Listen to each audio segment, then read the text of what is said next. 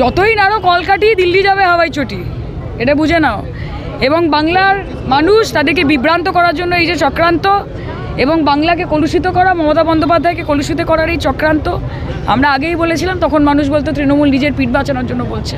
তাদেরকে বলবো যে পর্দা ফাঁস হয়ে গেছে, চোখ খুলে গেছে মানুষের। রাজনৈতিকভাবে লড়াই করুন না, নোংরামি করছেন কেন, কনস্পিরেসি করছেন কেন? রাজনৈতিকভাবে লড়ুন না, মাঠে থাকুন না, চোখে চোখ রেখে খেলুন না। কে বারণ করেছে?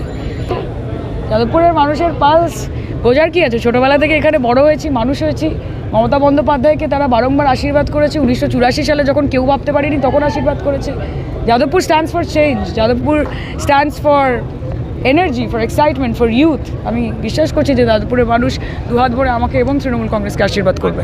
ববিদা এসেছিলেন, দেবাশিস কুমার এসেছিলেন, মলয়দা এখানে রয়েছেন, অলরেডি স্টেজে বসে আছেন, আমাদের বিধায়ক সব প্রোগ্রামে যাচ্ছেন। আমি যুব সভানেত্রী, ইয়াং ক্যান্ডিডেট, আমার জন্য সবাই এইভাবে আসছেন, সবাই আমাকে সাপোর্ট করছেন। এটা আমার কাছে I am very lucky to get that. 3 বছর লেগেছে সেটা তৈরি করতে। নিজের বাড়িতে বসে যদি থিসিস লিখতাম এবং তাত্ত্বিক আলোচনা করতাম আর থিওরি করতাম, তাহলে প্র্যাকটিক্যালটা কবে হতো? 3 বছর ধরে গ্রাউন্ডে থেকে প্র্যাকটিক্যালি মানুষের মধ্যে পৌঁছে কাজ করেছি, সেটার প্রতিফলন। দাঁড়িয়া দিল, মানুষ আশীর্বাদ করছেন দুহাত ভরে, সেই ভরসা এগিয়ে যাচ্ছি। সমুদ্রে পেতেছি শয্যা, শিশিরে কি ভয়।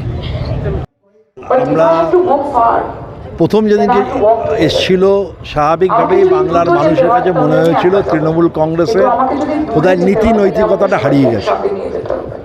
এটা আমাদের সত্যিই আমাদের নিজেদের খুব কষ্ট দিচ্ছিল, কিন্তু আজকে সত্যিটা প্রকাশ হয়ে যাওয়ার পরে এটা অন্তত বোঝা গেছে মমতা বন্দ্যোপাধ্যায় নিজে এখন মহিলা নেত্রী, তিনি নিজে একজন মহিলা, তার দল আর যাই হোক মহিলাদের অসম্মান করতে পারে না, এটা প্রমাণ হয়ে গেছে। আর আজকে আমরা বিশ্বাস করি বিচার ব্যবস্থার মধ্যে আমাদের আস্থা আছে, দেরি হলেও সঠিক বিচার মানুষ পাবেন, এবং তারই ফলে আজকে আমাদের বিধায়ক আজকে মুক্তি পেয়েছেন। কাজের কথা নেই, মানুষের খাদ্য, শিক্ষা, স্বাস্থ্য, বাসস্থান, কোনো কিছুর কথা নেই। ধর্মীয় ভেদাভেদের কতগুলো কথা রয়েছে। ধর্ম দিয়ে তো ভোট হয় না, মানে ওরা চেষ্টা করছে ধর্ম দিয়ে ভোট করতে, কারণ ধর্ম নিয়ে ভোট হলে তাহলে বছরে 2 কোটি বেকারের চাকরির কথা কেউ তুলবে না, দেশের এই কালো টাকা ফেরত এলো কি সে নিয়েও কেউ কথা তুলবে না, মানুষের কাজ চলে যাচ্ছে সে কথা তুলবে না।